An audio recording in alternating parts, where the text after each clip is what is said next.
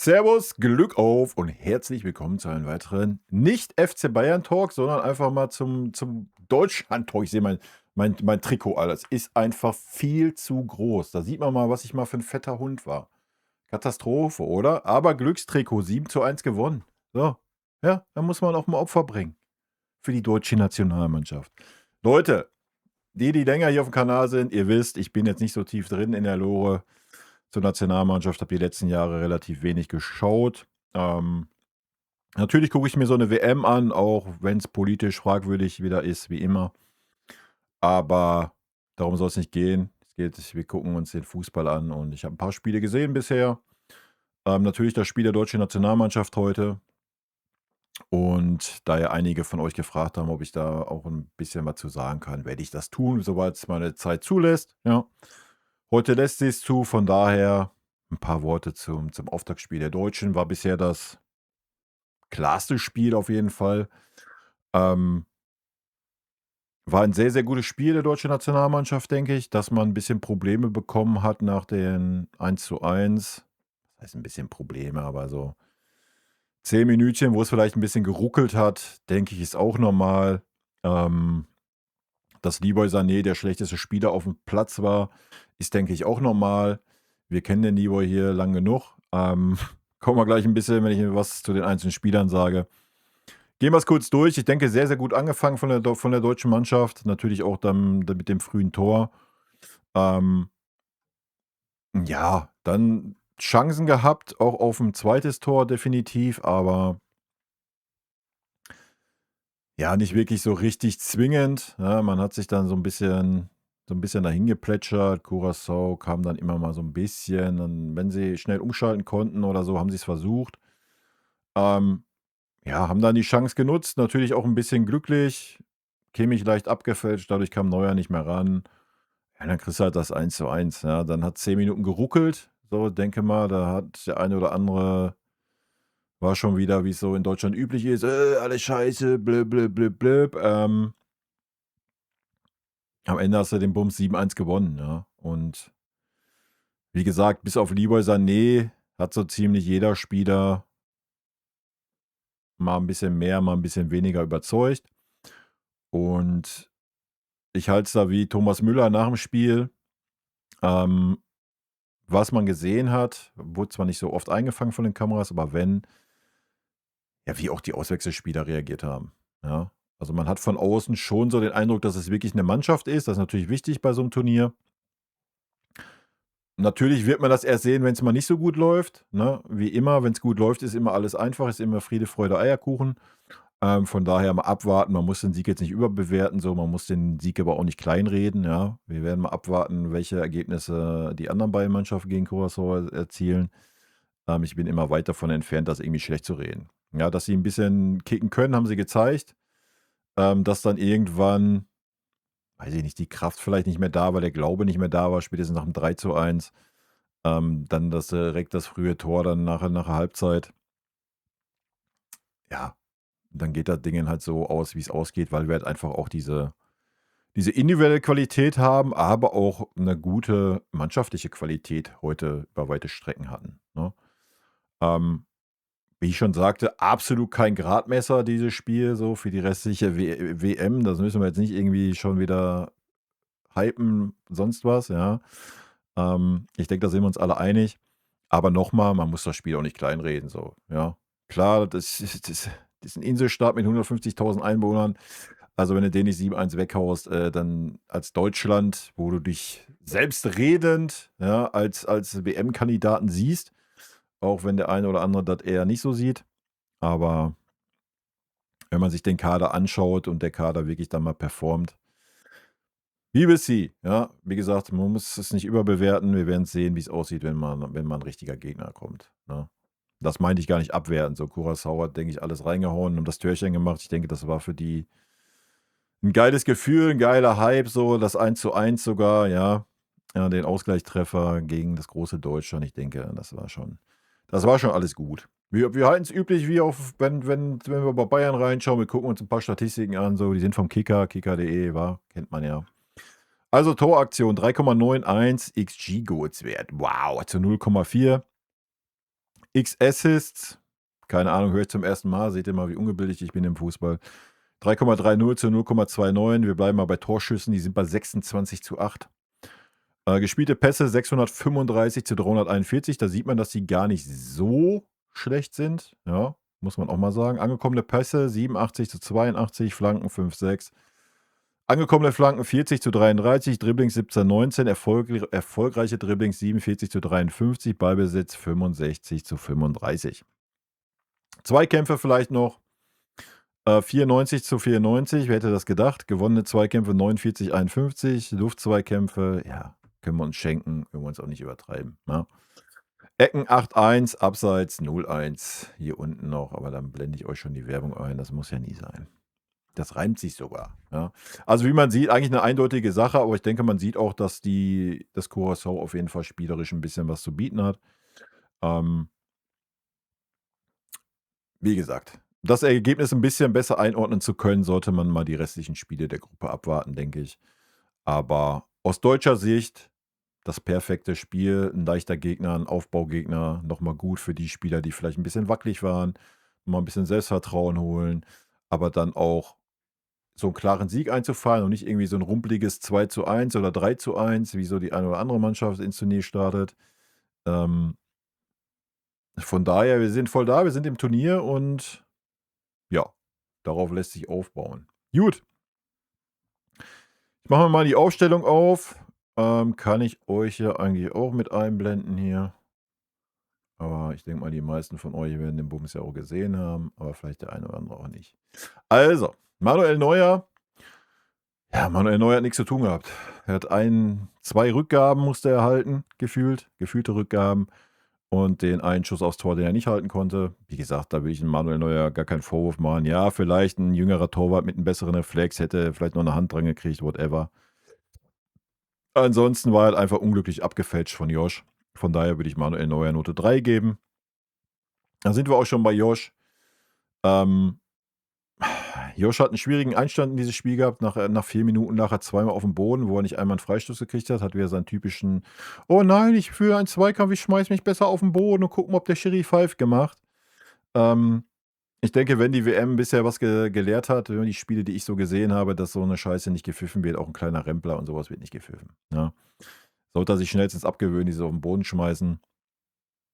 Ansonsten war es einigermaßen mittelmäßig, die erste Halbzeit von Josh. Zweite Halbzeit hat mir ein bisschen besser gefallen.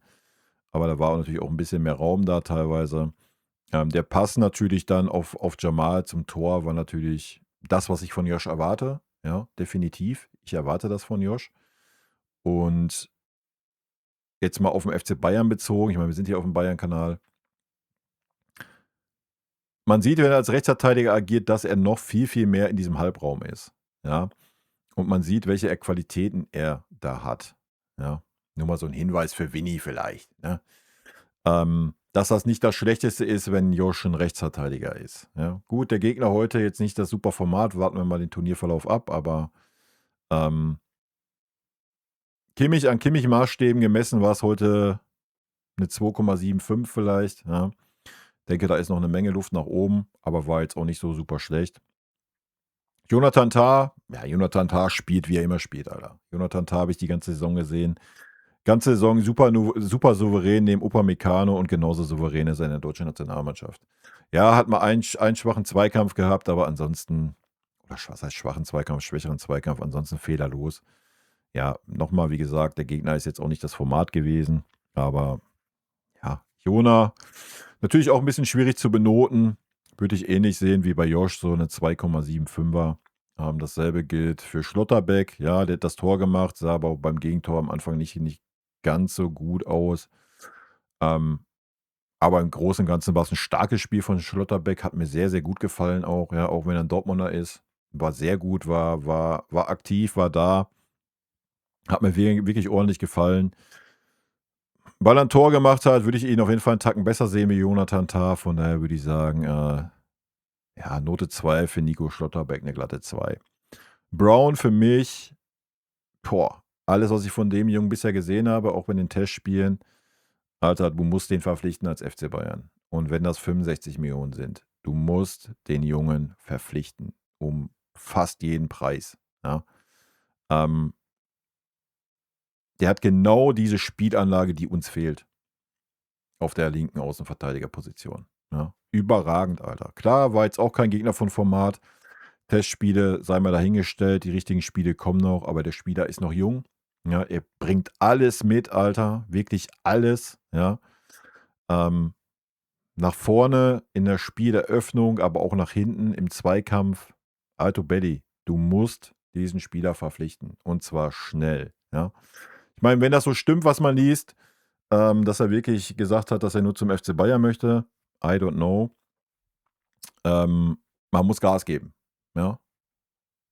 So in so einem Spiel kann man das noch alles ein bisschen unter den Teppich kehren, aber du musst ihn verpflichten. Ja. Und Alphonso Davies kannst du Tschüssikowski machen, wenn du jemanden findest, der ihn nimmt. Brown für mich, ja, überragend gutes Spiel. Ja. Überragend gutes Spiel. Hat dann auch noch das Tor gemacht. Sehr stark, natürlich auch sehr stark von Undav dann vorbereitet, muss man auch sagen. Boah, ohne jetzt zu viel zu hypen und noch ein bisschen Luft nach oben zu lassen, würde ich sagen, kriegt er eine 2 plus. Machen wir, keine Ahnung, eine 1,75 raus. War ein sehr, sehr gutes Spiel von Brown. Mecha oder Mecha, wie auch immer. Auch er hat mir gut gefallen, wenn auch er, genauso wie Pavlo beim Gegentor, die Räume nicht besetzt waren. Ansonsten hat er mir in den Testspielen schon gut gefallen mit seiner Robustheit. Ja. Heute war er noch mal viel, viel mehr in den gefährlichen Zonen drin, ne? Das war auch gut. Man sieht, dass das nicht unbedingt seine super Stärke ist. Ja, wäre da ein Spieler gewesen, der ein bisschen gefährlicher offensiv wäre, hätte er wahrscheinlich 2 oder 3 Tore aus diesen Situationen gemacht, aber er hat das Tor gemacht und war ansonsten auch präsent. Hat mir auch gut gefallen, würde ich auch eine Note 2 geben. Dasselbe gilt für Pavlo, ja, auch wenn er keine Bude gemacht hat, hat mir ein oder zweimal den Schuss nicht genommen. Hätte ich mir gewünscht, dass er sich den nimmt. Ansonsten war Pavlo heute auch ganz, ganz stark. Ja, sehe ich auch auf eine glatte 2, hat ein sehr, sehr gutes Spiel gemacht. Sehr ruhig gewesen. Viele gute Bälle gespielt, sehr ballsicher, was er eh ist. Und ich denke, man sieht, dass so ein Pavlo das Mittelfeld ohne ein Kimmich sehr gut tut. Ja, das sieht man mal ganz schön bei der Nationalmannschaft. Gut, Jamal Musiala. Erstmal Kaugummi raus, aber ist ja widerlich hier. Was ist das für eine Einstellung? Jamal Musiala, denke ich, hat das Spiel gut getan. Ich fand ihn am Anfang ein bisschen unsichtbar. Definitiv. Hat ein bisschen gebraucht, um ein bisschen reinzukommen. War dann da, hat ein paar gute Aktionen gehabt. Ganz, ganz schwierig einzuschätzen für mich. Das Tor war natürlich überragend. Ja, das musst du erstmal so machen aus dem Winkel. Und da ist es auch egal, welcher Gegner das ist. Den musst du erstmal so machen. Ansonsten auch davor hat er mir gut gefallen. Hat 2, 3 sehr, sehr gute Szenen gehabt. Benotung würde ich auch bei so einer 2,75 sehen. Ja, ich denke, da ist auch noch Luft nach oben auf jeden Fall. Aber vielleicht war es noch mal das Spiel in den nächsten Schritt rein so, ja. Mal gucken. Kann man noch nicht genau sagen, ist aber auf jeden Fall ein guter erster Schritt, denke ich. Florian Wirtz hat mir persönlich in der ersten Halbzeit am besten gefallen von den Deutschen. War der Spieler, der was kreiert hat. Ja, ist dann zwischenzeitlich wieder abgetaucht, so 20 Minuten habe ich irgendwie gefühlt gar nicht mehr wahrgenommen. Aber erste Halbzeit auf jeden Fall der Spieler, der unser Spiel schon zusammen mit Brown gerade über die linke Seite, die rechte Seite war tot. Ja, gerade über die linke Seite haben wir ein sehr, sehr starkes Spiel gemacht. Von daher würde ich Florian Wirtz auf jeden Fall auch eine 2 geben. Ja. Kai Havertz, boah, tue ich mich schwer mit. Ich mag ihn vom weiß ich nicht, ähnlich wie Mecha. Ja, Mecha hat aber andere mit seinem Rassismus, Gedöns und sowas. Das sind Spieler, die kann ich charakterlich, kann ich nicht mit, ja. Kai Havertz weiß ich nicht. Ich werde einfach nie warm mit dem Kai. Auch wenn wir den gleichen Vornamen tragen, ich werde nicht warm mit dem Kai. Ähm, Sportlich denke ich, war es mittelmäßig, das Spiel. Ja, hat dann das Tor noch gemacht, so, keine Frage. Aber, boah, weiß ich nicht. Ich glaube, ein Undav hätte uns da viel, viel mehr gegeben heute in diesem Spiel vorne. Natürlich hat er super viele Spiele in der Knochen, kommt von Arsenal, hat noch Champions League-Finale gespielt und so weiter. Ich weiß auch nicht, ob man denen Gefallen getan hat. Vielleicht hätte man da auch einfach mal sagen sollen: „Komm, in so einem Spiel, Alter, lasse ich dich mal raus und, hau dann Undav rein, der brennt wie 'ne Fackel, Alter.“ Wäre vielleicht der bessere Weg gewesen. Von daher würde ich 'n Kai Havertz auch eine Note 3 geben. Gut, kommen wir noch zu den Einwechselspielern. Wir sehen es hier rechts, ja, Undav für Musiala. Ja, Undav ist 'n absoluter No-Brainer. Ich habe es letztes Jahr schon gesagt, selbst davor schon habe ich immer gesagt: „Ey, wenn du schlau wärst, würdest du 'n Undav nach München holen.“ Ja, ist 'n absoluter No-Brainer. Ist 'n Spieler, der Bock hat, der sich immer reinwirft. Ähm, und genau das hat er gezeigt, ja. So, wird eingewechselt, war direkt da, überragend vorbereitet, das Tor, von Brown, hat dann noch das Tor selber gemacht, was auch gar nicht so einfach war, den aus dieser Rückwärtsbewegung dann noch in die kurze Ecke da zu schlänzen. Ja, Undav ist 'n No-Brainer, ne? Wenn ich ihn benoten müsste, ist natürlich 'n bisschen schwierig, aber knappe halbe Stunde können wir ihn noch vielleicht noch benoten, würde ich auch so bei 'ner guten 2 sehen, ne? Ja, Note 2 für Undav. Rüdiger, schenke ich mir die Benotung, möchte ich auch gar keine Worte zu sagen. Leon Goretzka, ja, Leon Goretzka war Leon Goretzka, ne? Das war 1:1 so 'ne ganz normale Standardgeschichte wie beim FC Bayern. Wenn wir's benoten müssten, würde ich ihn bei 'ner 3,5 sehen. Natürlich schwierig bei 20 Minuten nur. Genau dasselbe gilt für David Raum. David Raum war auch gleich da, war heiß, hat sich reingehauen direkt in die Zweikämpfe rein.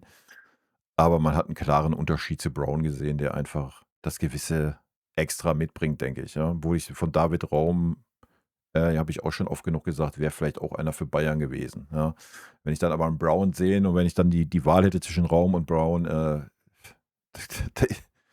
ist relativ einfach die Entscheidung, ne? Ja gut, dann haben wir noch Waldemar Anton gesehen für Kimmich für 'n paar Minütchen und das war's, ne? Wie schon gesagt, ich denke, 'n guter Einstieg für die deutsche Nationalmannschaft. Ob's jetzt schon die große Euphorie bei euch auslöst, weiß ich nicht. Wie gesagt, die Nationalmannschaft bei mir ist immer wenig Euphorie, aber wenn man sich dann so die Aufstellung anschaut, ich meine, wir haben Neuer, Kimmich, Tah, Pavlo, Musiala, ja, das sind schon die halbe Mannschaft ist schon FC Bayern, also kann man sich das schon mal angucken, ja. Wie gesagt, wenn ich 'n Leroy habe ich gar nicht benotet, wa? Komm, muss Katastrophe. Ich wollte ihn mir extra bis zum Schluss aufheben, weil ich wollte ihn eigentlich vor den Auswechselspielern machen. Ich bin schon aufm Abgesang. Hier, Leroy Sané. Ja, Note 5, Alter. Punkt. Kurz und schmerzlos.